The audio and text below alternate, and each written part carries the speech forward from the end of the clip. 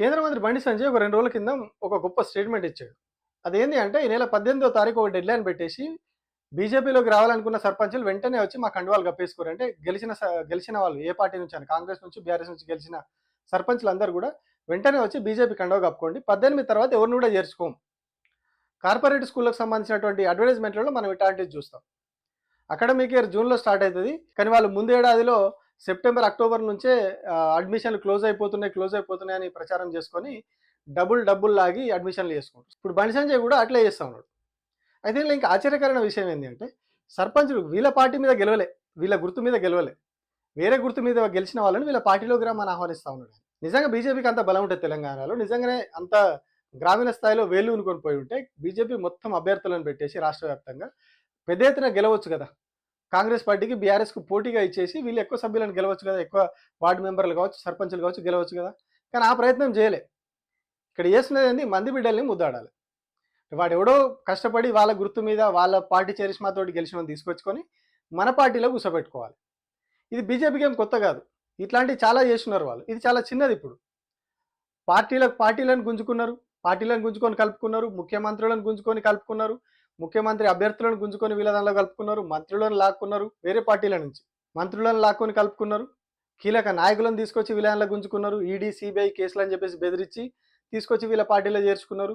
ఎమ్మెల్యేలు, ఎంపీలు, ఎమ్మెల్సీలు ఇట్లా వీళ్ళు వాళ్ళని లేదు, అందరినీ పార్టీల నుంచి కింది స్థాయి నాయకుల దాకా అందరినీ కూడా పక్క పార్టీల నుంచి గుంజుకొచ్చుకోవడం బీజేపీకి రెగ్యులర్గా అలవాటు, ప్రతి చోట జరుగుతూ ఉంటాయి. సో ఇప్పుడు ఇంకా ఇక అది లోయెస్ట్కి పోయింది అన్నట్టు. కింద గ్రామీణ స్థాయిలో కూడా గెలవలేక, గ్రామీణ స్థాయిలో డైరెక్ట్గా ముఖం పెట్టుకొని పోయి సర్పంచ్ ఓట్లలో గెలవలేక మీరు గెలిచిన వాళ్ళు వచ్చి మాదలా దుంకురు అని అడుగుతున్నాడు.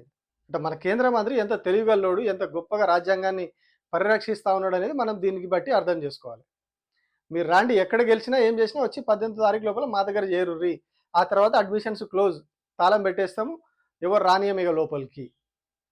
అంటే అదేదో స్వర్గమైనట్టు వీళ్ళందరినీ తీసుకొని పోయి ఆయన లేచి తిన్నది గొప్పగా నిధులు ఇస్తాడు అన్నట్టు. మరి పైసా ఏమన్నా ఇస్తారా అంటే లేదు. ఈయన చేసేది ఏంది, బండి సంజయ్ గారు ఎంపీగా ఉండి ఇన్నేళ్ల నుంచి ఎంపీగా ఉన్నారు కదా, ఆయన చేసేది ఏంది, కరెంటు హై మాస్ట్ లైన్లకి లైట్లు వేయించడం, చిన్న చిన్న సీసీ రోడ్లు వేయించడం, ఇవి తప్ప పెద్దగా ఆయన చేసిన పనులు ఏం లేవు నియోజకవర్గంలో. ఇవి కూడా గొప్పగా చేసినవి లేవు. అక్కడ కంపు కొడతా ఉన్నది ఒక ఫ్లైఓవర్ ఆర్ఓబి, చాలా ఏళ్ళుగా అట్టనే పడావు పడిపోయేది. పిల్లర్లో వేసిన ఐరన్ రాడ్స్ కూడా చిలుము పట్టిపోతా ఉన్నాయి, తుప్పు పట్టిపోతా ఉన్నాయి ఐరన్ రాడ్స్ కూడా. అంత గొప్ప వ్యక్తి ఏదో సర్పంచ్లను గెలిపిస్తే సర్పంచ్లందరూ వచ్చి మా దానిలో చేరితే ఏదో కోట్ల కోట్లు, వందల వేల కోట్లు నిధులు ఇస్తామన్నట్టుగా ఈయన పబ్లిసిటీ చేసుకుంటా ఉన్నాడు. నిజంగా అంత వస్తాయా? మరి వస్తాయి. గత 5 ఏళ్ళు కూడా ఆయన ఎంపీగా ఉన్నాడు కదా, అప్పుడు రావాలి కదా. లేదు, గతంలో ఆయన ఎంపీగా ఉన్న సమయంలో ఒక గ్రామంలో అక్కడ వీళ్ళ వార్డు సభ్యులు కూడా ఉన్నటువంటి గ్రామానికి వెళ్ళిండు. వర్షాకాలంలో ఒక చిన్న సమస్య వస్తే కరీంనగర్ జిల్లాలో అక్కడ వెళ్ళి సమస్య ఉంది, ఇట్లా మాకు కొంచెం నిధులు కావాలి అని చెప్పి అక్కడ ఉన్నటువంటి వీళ్ళ బీజేపీ సంబంధించిన వార్డు మెంబర్ పోయి నేను అడుగుతాడు, అన్న ఇట్లా సమస్య ఉంది, చిన్నగా మీదికెళ్ళి ఇట్లా చిన్న బ్రిడ్జ్ లాగా వేయాలి, దీనికి డ్రైనేజ్ సమస్య ఉన్నది, వేస్తే ఊర్లో మధ్యలోకి వెళ్ళి వరద పోతా ఉన్నది, వర్షం వచ్చిన ప్రతిసారి ఇబ్బంది అవుతా ఉంది, కొన్ని నిధులు ఇవ్వండి మీరు అని చెప్తే నేనేం చేసాడు, నా దగ్గర ఒక్క పైసా లేదు, నన్ను ఇప్పుడు ఏం అడగొద్దు అని చెప్పాడు. ఇది ఆ ఊర్లో అందరికీ తెలుసు. అదే ఊరో అదేందో ఇప్పుడు ఈ వీడియో గల బీజేపీ వాళ్ళు, కరీంనగర్ బీజేపీ వాళ్ళు చూస్తే వాళ్ళకి అర్థమవుతుంది అదే ఊరు, ఆయన ఎక్కడి మాట మాట్లాడింది అనేది. సో అట్లాంటి వ్యక్తి ఇప్పుడు వచ్చి మీరు అందరు వచ్చి మా దానిలో చేరుర్రి, నేను ఇస్తా, నేను అది చేస్తా, నేను ఏదో నిధులు ఇస్తా, మీదికెళ్ళి డైరెక్ట్ ఢిల్లీ నుంచి మోడీ దగ్గర నుంచి పైప్ లైన్ వేసి పైసలు పంపిస్తా అన్నట్టు చెప్తా ఉన్నాడు. అంత చేసేవాడైతే గతంలో ఎందుకు చేయలేదు? అంత చేసేవాడైతే ఎక్కడి నుంచి జగిత్యాల టు వరంగల్ ఆంధ్ర వరకు వెళ్ళాల్సినటువంటి నేషనల్ హైవే ఇప్పటికి కూడా ఎందుకు దుమ్ము కొట్లాడుతూ ఉంది? ఎందుకు పనులు అయితే లేవు? ఈయనకు అంత ప్రేమ ఉన్నదైతే అత్యంత గొప్పదైనటువంటి కొండగట్టు దేవాలయం ఉన్నది, ఆ దేవాలయానికి వెళ్ళే రూట్ ఎంత దారుణంగా ఉన్నది, ఎన్ని ప్రమాదాలు అయితే ఉన్నాయి అలా. రోజుకి ఎన్ని ప్రమాదాలు, నెలలో ఎన్ని ప్రమాదాలు కాదు, అక్కడ రోజులో ఎన్ని ప్రమాదాలు అవుతున్నాయో లెక్కేసుకోవాలి. కరీంనగర్ జగిత్యాల రహదారి మీద అంత దారుణంగా ఉంటుంది.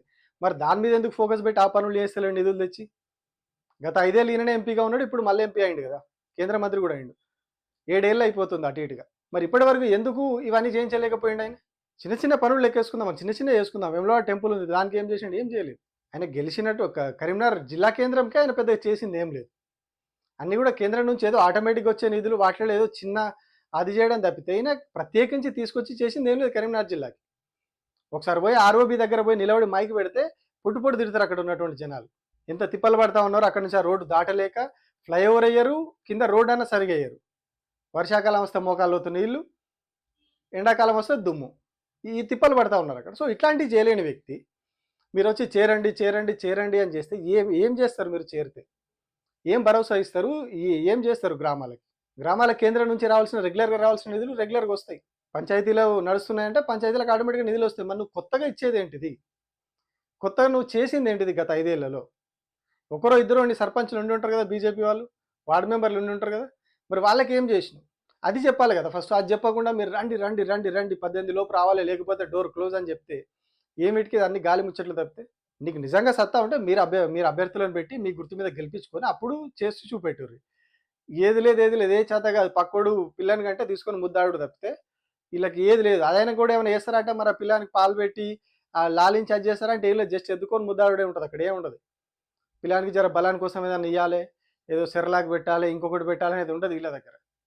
ఆ పిల్లాడు ఏడుస్తా ఉంటే కూడా అట్లనే పట్టుకొని చూస్తా ఉంటారు తప్పితే పట్టించుకునేది ఉండదు. దానికి చాలా ఎగ్జాంపుల్స్ ఉన్నాయి కరీంనగర్ పార్లమెంట్ నియోజకవర్గంలో. ఇప్పుడు ఆయన ఏదో కొత్తగా వచ్చి మీరు రావాలి, రావాలి, రావాలి అంటే ఎట్లొస్తారు? దేనికి రావాలి? అది చెప్పాలి ముందు. అది చెప్పకుండా ఇసొంటి ఏవో డ్రామాలు చేసి మళ్ళీ ఏదో చేద్దామంటే ఎవడు నమ్మడు.